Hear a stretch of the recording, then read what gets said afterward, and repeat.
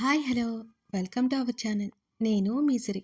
ఈరోజు మనం చెప్పుకోబోయే కథ ప్రియనేస్తం పార్ట్ 62. కథలోకి వెళ్ళే ముందు లైక్ చేయడం మర్చిపోకండి ఫ్రెండ్స్. రవి, అర్జున్తో హ్యాపీగానే ఉన్నావా? నీ నిర్ణయం కరెక్టేనా అని అడిగాడు ప్రణయ్. ప్రతి క్షణం ఆయన పక్కన ఉంటే బాగుండనిపిస్తుందన్నయ్య అని మనసులో అనుకుని, నువ్వేం కంగారు పడుకు, ఎప్పుడూ లేనంత సంతోషంగా ఉన్నాను అంటూ నవ్వింది.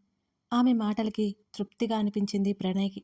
అన్నయ్య, అమ్మకి కాల్ చేద్దాం, ఇక్కడికి తీసుకొచ్చేద్దాం అని చెప్పారాయన. అమ్మకి ఎప్పటికైనా నిజం తెలుస్తుంది, మనమే నిదానంగా చెప్పాలి, లేకపోతే అమ్మ తట్టుకోలేదు అని ప్రణయ్ చేతిని పట్టుకుంది భయంగా ప్రవర్తిక. సరే అని వెంటనే నీలిమకి కాల్ చేశాడు ప్రణయ్. కామాక్షి కాల్ లిఫ్ట్ చేసింది. ప్రణయ్, ఎలా ఉన్నావు నాన్న అని సంతోషంగా అడిగింది కామాక్షి. నేను బాగున్నానమ్మా. నాన్న, నువ్వు, పెద్దమ్మ ఎలా ఉన్నారు అని అడిగాడు ప్రణయ్. బాగున్నావురా, పెద్దమ్మ ఊర్లో లేదు అని చెప్పింది కామాక్షి. ఊర్లో లేదా అని ఆశ్చర్యంగా అడిగాడు ప్రణయ్. కామాక్షి మాటలు విన్న తర్వాత కంగారు పడిపోయింది ప్రవర్తిక. అవునన్నా, లేదు, మీ పెదనాన్న తీర్థయాత్రలకని తీసుకెళ్లారు, నెల రోజుల వరకు పడుతుందట. మమ్మల్ని కూడా రమ్మని చెప్పారు, కానీ పొలం పనులు ఉండడం వల్ల మీ నాన్నగారికి వీలవ్వలేదు, ఆయన్ని వదిలి నేనిక వెళ్ళలేదు అని చెప్తున్న కామాక్షి మాటలను ప్రవర్తికలో ఇంకా భయం పెరిగిపోయింది. కంగారుగా ప్రణయ్ని చూస్తుంది. చెల్లి చేతి మీద తట్టి కంగారు పడొద్దన్నట్టు చూశాడు ప్రణయ్ కూడా. అమ్మా, ఎప్పుడు వెళ్ళారు అని మామూలుగా అడిగాడు ప్రణయ్. వారం రోజులవుతుంది నాన్న, మీ దగ్గరకు కూడా వస్తాను అని చెప్పారు. ఇంతకీ బుజ్జమ్మ ఎలా ఉంది అని అడిగింది కామాక్షి. బాగుందమ్మా, నేను తన దగ్గరికి వచ్చాను, ఏదో పనిలో ఉన్నట్టుంది అని అన్నాడు ప్రణయ్.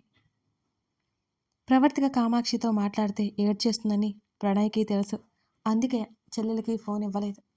అవునా, సరే, మాట్లాడి చాలా రోజులైంది, తర్వాత మాట్లాడించు నాన్న అని చెప్పింది కామాక్షి. అలాగేనమ్మా అని కాల్ కట్ చేశాడు ప్రణయ్.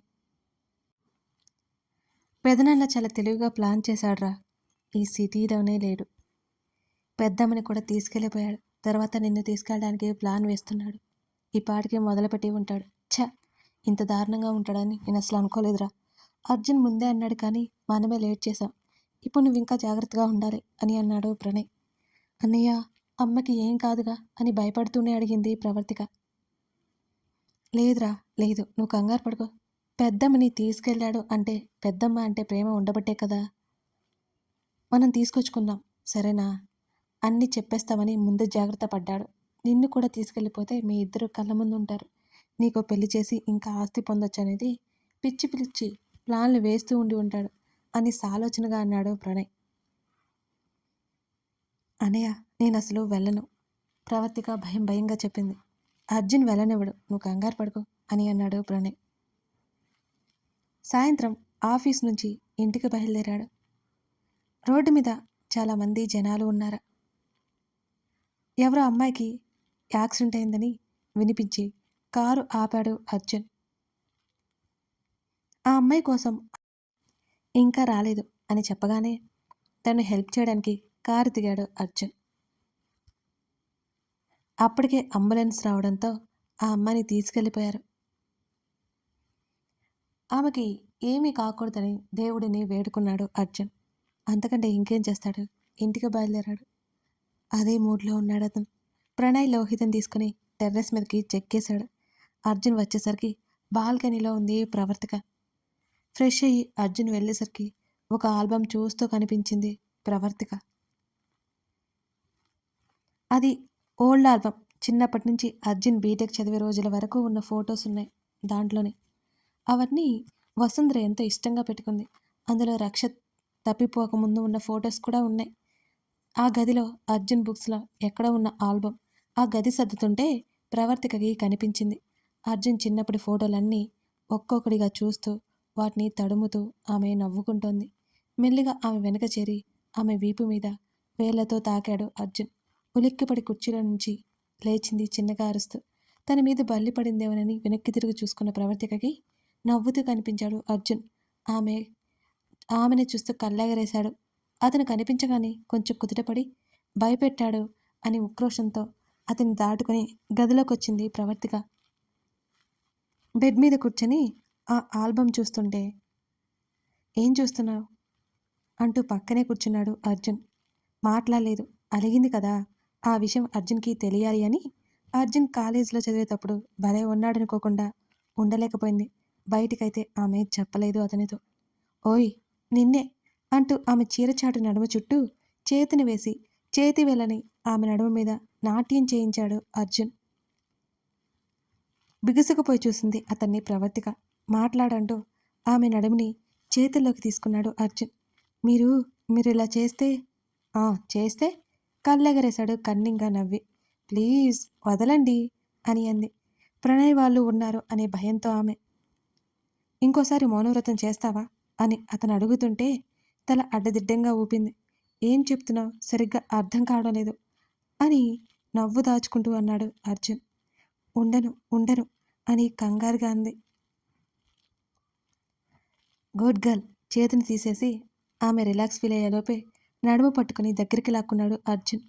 తన భార్యామణిని అతని మెడ చుట్టూ చేతులు వేసి హత్తుకుంది ప్రవర్తిక. కాసేపటికి అతని నుంచి దూరం జరిగింది.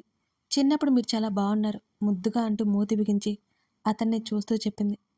నువ్వు కూడా ఆమె ముక్కు మీద వేలితో నిమిరాడు అర్జున్. నేనా అంటూ అయోమయంగా చూసింది అతని వంక. "మ్మ్, నీ రూమ్లో ఉన్నాయిగా ఫొటోస్ చూశాను కళ్ళెగరేస్తూ చెప్పాడు. చూసారా ఆశ్చర్యంగా అడిగింది ప్రవర్తిక. "మ్మ్, అన్నీ చూశాను. ఆమె భుజాల మీదుగా ముందుకు చేతులు వేశాడు అర్జున్. కనిపించరు గాని మీరు అన్నీ గమనిస్తారే అని ఒక్కొక్క పేజీ ఆ ఆల్బం తిప్పుతోంది ప్రవర్తిక. అవును, నువ్వు ఎర్లీ మార్నింగ్ జుట్టు ముడిపేసి లంగా ఓణిలో ఓని కొంగు నడుము దగ్గర దోపి అలా ఇంటి ముందు ముగ్గు పెడుతుంటే ఆ సీన్ మామూలుగా లేదు అంటూ ఆమె భుజం మీద తల పెట్టాడు అర్జున్. ఆశ్చర్యంగా కళ్ళు తిప్పి అతన్ని చూసింది ప్రవర్తిక. మీరు పెద్ద దొంగ అని గుర్రుగా చూసింది అతన్ని. నిన్ను చూడాలనిపించింది. చాలా క్యూట్గా ఉన్నావు అప్పుడు అని నా అర్జున్ నవ్వాడు. హవ్వా అంటూ నోటి మీద చేతులు వేసుకుని అతన్ని చూస్తుంటే ఐ డోంట్ నో బట్ చూడాలి అనిపించేది. కష్టంగా డైవర్ట్ అయ్యేలా ఏదో ఒకటి చూసుకునేవాడిని పని చేసుకునేవాడిని అని అన్నాడు. అతను అలా చెబుతుంటే సంతోషంతో పొంగిపోయింది. బయటకు మాత్రం కోపం చూపించింది Pravartika. Arjun college days pics చూపిస్తూ ఆ ఫోటోలు చాలా బాగున్నాయింది అని అంది చిరునవ్వుతో. బీటెక్ ఫైనల్ ఇయర్లో అని అన్నాడు అర్జున్. లాస్ట్ పేజీ తిప్పింది ప్రవర్తిక. అర్జున్ బెడ్ మీద కూర్చుని ఉంటే అతని మెడ చుట్టూ చేతులు వేసి బాగా నవ్వుతున్నట్టు తల వెనక్కి వాల్చింది రక్ష. అర్జున్ నవ్వుతూ ఆమెనే చూస్తున్నాడు. రక్ష ఫోటో మీద చేత్తో తడిమింది. అర్జున్ కూడా అదే ఫోటో చూస్తూ అలాగే ఉన్నాడు కొన్ని క్షణాల పాటు. ఆమె చూస్తుండగానే ఆల్బమ్ మూసివేశాడు అర్జున్. చూసింది చాలు, నేను వచ్చి ఇంతసేపు అయింది, అరగంట పైన అవుతుంది కదా, ఒక కాఫీ ఇవ్వచ్చు కదా అని అర్జున్ అనగానే అయ్యయ్యో ఈ ఫోటోలు చూస్తూ గుర్తులేదు, 10 నిమిషాలు తీసుకొస్తాను అంటూ ఆల్బం పక్కన పెట్టేసి పరిగెత్తుకుంటూ వెళ్ళిపోయింది ప్రవర్తిక. ఆల్బం పక్కన పెట్టేసి కమిషనర్ గారికి కాల్ చేశాడు అర్జున్. సార్, ఇప్పటికే చాలా రోజులు అయిపోయింది. రక్ష హార్ట్ పెట్టిన అమ్మాయి డీటెయిల్స్ తెలిసాయా అని అడిగాడు అర్జున్. నీతో మాట్లాడడం మర్చిపోయాను అర్జున్. మా డిపార్ట్మెంట్ ఒక వ్యక్తి మీకు ఆ డీటెయిల్స్ తీసుకొచ్చి ఇస్తాడు. నిన్నే దొరికాయి. ఆ హాస్పిటల్లో నాకు తెలిసిన డాక్టర్ ఉన్నాడు. అలా బయటపడ్డాయి. ఇంకొక విషయం అర్జున్, రక్ష ఆ అమ్మాయి డీటెయిల్స్ ఎవరికీ తెలియకుండా జాగ్రత్తగా దాచారు. అందుకే ఇన్ని రోజులు తెలుసుకోవడం కష్టమైంది. చివరికి రక్ష డీటెయిల్స్ కూడా తెలియలేదు. ఏకంగా డీన్ దగ్గర ఉన్నాయి అని చెప్పాడు కమిషనర్. కమిషనర్ చెప్పే ఒక్కొక్క మాట వింటుంటే ఆశ్చర్యం కలిగింది అర్జున్కి. వీటి వెనుక ఏదో పెద్ద కథే ఉంది. అయితే త్వరలోనే బయటకు తీయాలి అనేది అతని ఆలోచన. ఇంకొన్ని విషయాలు మాట్లాడి కాల్ కట్ చేశాడు అర్జున్. లోహి, ఎందుకే ముఖం అలా పెట్టుకున్నావు అని అడిగాడు ప్రణయ్. ఎలా ఉంది, బాగానే ఉంది కదా అని గుర్రుగా చూసింది లోహిత. అబ్బా, ఇప్పుడు ఈ అలకల జోలికి ఎందుకు, ఎంచగ్గా ముద్దు ముచ్చట్లు పెట్టుకోక అని గారంగా అడుగుతూ లోహిత చేతి మీద ముద్దు పెట్టుకున్నాడు ప్రణయ్. చేతులు దూరంగా తీసుకుంది లోహిత. నువ్వేమో నా గురించి మీ ఇంట్లో చెప్పవు, అలాగే నన్ను మర్చిపోయావు. మా అమ్మేమో ఒక పెళ్లి సంబంధం వచ్చిందని చెప్పింది, చేసుకుంటావా అని అడిగింది. మా అమ్మ మాట నేను కాదనలేను. నువ్వేమో ఏమీ పట్టించుకోకుండా అలాగే నీ పాటికి నువ్వు ఉంటావు. నెల రోజుల నుంచి ఆ మేటర్ రాకుండా టైం కావాలని తప్పించుకొని తిరుగుతున్నాను అని కోపంగా అరిచింది లోహిత. ఓసిని, ఇదే నీ బాధ? నా తెంగరబుచ్చి, ఆ పెళ్లి కొడుకు ఇంకెవరో కాదు నేనే. అని జరిగింది మొత్తం వివరించాడు ప్రణయ్. ఏంటి? నువ్వా? సంతోషం ఎక్కువైపోయి బుగ్గల మీద అతనికి ముద్దులు పెట్టేసింది లోహిత. దీనికి ఏమొచ్చినా పట్టలేమనుకున్నాడు ప్రణయ్. అవును, సీతమ్మకి ఇష్టం, నీవే మిగిలింది అని ఆమె బుగ్గలాగుతూ అన్నాడు ప్రణయ్. నువ్వు అని తెలిస్తే ఇప్పుడు ఎగిరి గంతేసేదాన్ని. ఇప్పుడైతే నాకే దిగులు లేదు అంటూ ప్రణయ్ మెడ చుట్టూ చేతులు వేసి నవ్వింది లోహిత. చెప్తే నువ్వు ఎలా రియాక్ట్ అవుతావేమోనని ఆగిందేమో సీతమ్మ. నువ్వు పెళ్ళికి ఒప్పుకుంటే నిదానంగా చెప్పాలి అనుకుంటున్నట్టుంది అని అన్నాడు ప్రణయ్. సరే, ఫాస్ట్గా పెళ్లి చేసేసుకో అంటూ ప్రణయ్ హృదయం మీద వాలిపోయింది. వేలితో రాస్తోంది లోహిత. బాబోయ్, మనలాంటి వారికి సిగ్గు సెట్ అవ్వదే ప్రణయ్ అనగానే అతని నడుము మీద గిల్లింది. అబ్బా రాక్షసి అని అరిచాడు. లేకపోతే ఏంటి అని లోహిత అరుస్తుంటే 4 ముద్దులు 8 హగ్గులు ఉంటాయని వచ్చాను, ఇక్కడేమో గిల్లుల ప్రోగ్రాం పెట్టింది అని ముఖాన్ని చిరాగ్గా పెట్టుకున్నాడు ప్రణయ్. ప్రణయ్ చెంపల మీద 2 చేతులు వేసి త్వరగా పెళ్లి చేసుకుందాం, లవ్ యూ ప్రణయ్ అంటూ అతని పెదవుల మీద ముద్దు పెట్టుకుంది లోహిత. ప్రణయ్ సంతోషంగా ముద్దును కొనసాగించాడు. ఎన్నో రోజులు దూరంగా ఉండడం వల్ల ఆమెను అసలు వదలలేకపోయాడు ప్రణయ్. విడిపించుకుని ఇక చాలు బాబు, నేను కనిపించకపోతే అమ్మ వెతుకుంటూ వచ్చేసింది, వెళ్తాను అని అంది లోహిత. ముఖం నల్లగా పెట్టుకున్నాడు ప్రణయ్. ప్రణయ్ బుగ్గ మీద ముద్దు ఇచ్చి బాయ్, నెక్స్ట్ సండే బయటికి వెళ్దాం అని అంది లోహిత. అలాగే అన్నట్టు తల ఊపి నవ్వాడు ప్రణయ్. ఒకరి తర్వాత ఒకరు ఇద్దరు కిందకి వచ్చారు. అర్జున్, ఇంకా ఎప్పుడు వస్తారు ఇక్కడికి అని అడుగుతోంది వసుంధర ఫోన్ కాల్లో. అత్త, చిన్న చిన్న పనులు పూర్తి చేసుకుని వస్తాను అని వీడియో కాల్లో మాట్లాడుతున్నాడు అర్జున్. అర్జున్ పక్కనే కూర్చుంది ప్రవర్తిక. నువ్వైనా చెప్పురా, ఇంకా ఎన్ని రోజులు అక్కడే ఉంటారు? మేమైనా వస్తామంటే మేమే వచ్చేస్తామని చెబుతున్నారు మీరు. దాదాపు 3 నెలలు అవుతోంది మిమ్మల్ని చూడక అని దిగులుగా చెబుతోంది వసుంధర. వస్తాం పిన్ని అని అంది ప్రవర్తిక కూడా. 2-3 నెలల నుంచి ఇదే మాట చెప్తున్నారు మీ ఇద్దరు అని అంది వసుంధర. చెప్పాను కదా అత్త, కొంచెం పనులున్నాయి, అవి అవ్వగానే వచ్చేస్తాము అని అర్జున్ అన్నాడు. ప్రవర్తిక, వాడు అక్కడే ఉంటాలే, నువ్వైనా రామ్మా అని అన్నాడు కృష్ణమూర్తి. అవునవును రా తల్లి అని అంది వసుంధర కూడా. వెళ్తావా అని అర్జున్ వాళ్ళ ముందే అడుగుతుంటే ఏం చెప్పాలో తెలియలేదు ప్రవర్తికకి. అర్జున్కి మరో పక్క సెటిల్ అయ్యాడు ప్రణయ్. హే ప్రణయ్, ఎలా ఉన్నావు అని అన్నాడు కృష్ణమూర్తి. నేను సూపర్గా ఉన్నాను అంకుల్, మీరెలా ఉన్నారు అని నవ్వాడు ప్రణయ్. బావున్నావు నాన్న, మీ ఫ్రెండ్కి మీ చెల్లికి నువ్వైనా చెప్పు నాన్న ఇక్కడికి రమ్మని, బ్రతిమాలుతూ ఉంటే రావట్లేదు అని ముఖం చిన్నబుచ్చుకుంది వసుంధర. పిన్ని, మేమే ఒకేసారి వస్తాం అని అంది ప్రవర్తిక. అర్జున్ను వదిలి ఉండలేక. విన్నారుగా అని అన్నాడు అర్జున్. నీ పనులు నిదానంగా చూసుకునిరా. ఇదిగో అమ్మాయి, నువ్వు ఖచ్చితంగా రావాల్సిందే, నువ్వు వస్తే అర్జున్ నీకోసమైనా వస్తాడు అని అంది వసుంధర. నేను వారితో పాటే వస్తాను పిన్ని అని చిన్నగా చెప్పింది. మీ మీ అందరూ కలిసి నా చెల్లిని అడిగితే ఎలా? బావగారు పంపిస్తే తనే వచ్చేసింది, ఏమంటావురా అని అర్జున్ వైపు చూస్తూ అడిగాడు ప్రణయ్.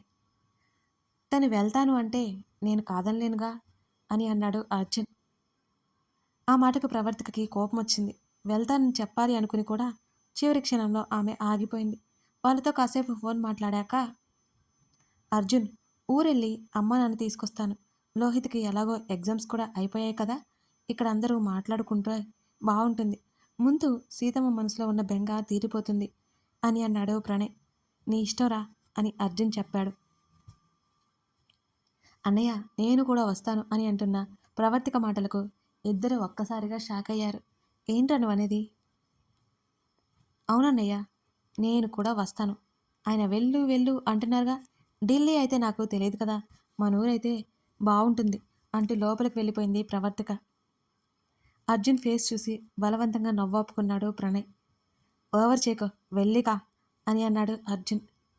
ప్రవి వస్తానంటోందిరా, తనకింట్లో ఉండి బోర్ కొడుతుందేమో కదా, 4 రోజులు తిరిగేసినట్టుంటుంది, పంపించు తనని అని అన్నాడు ప్రణయ్. బోర్ కొడితే హైదరాబాద్ మొత్తం తిప్పి చూపిస్తాను, తిరగడానికి అంతా ఉంది, నువ్వు వెళ్తే బాగుంటుంది అని సీరియస్గా చెప్పాడు అర్జున్. రేయ్, నా చెల్లి వస్తాను అంటే నీకేంటి బాధ? ప్రవీ! ప్రవీ! అని అరుస్తున్న ప్రణయ్ నోరు మూసేసి బయటకు తోసి తలుపు వేశాడు అర్జున్. రేయ్ దుర్మార్గుడా! మిత్రద్రోహి! అని పెద్దగా అరిచి ప్రణయ్ వెళ్ళిపోయాడు. అర్జున్ గదిలోకి వెళ్ళేసరికి తన ప్రియ సతీమణి బట్టలు సర్దుకుంటోంది పాపం. మరిప్పుడు అతను ఆమెని ఎలా బుజ్జగిస్తాడో, లేకపోతే పంపిస్తాడో చూసేద్దాం. మీకు అంటే నేను ఆడియో ఇస్తున్నాను కదా! ఆ ఆడియోస్‌లో, నా వాయిస్‌లో మీకు ఇంప్రూవ్‌మెంట్ కనిపిస్తుందా? ఏమన్నా మిస్టేక్స్ ఉంటే చెప్పండి. నేను సరిచేసుకుంటాను.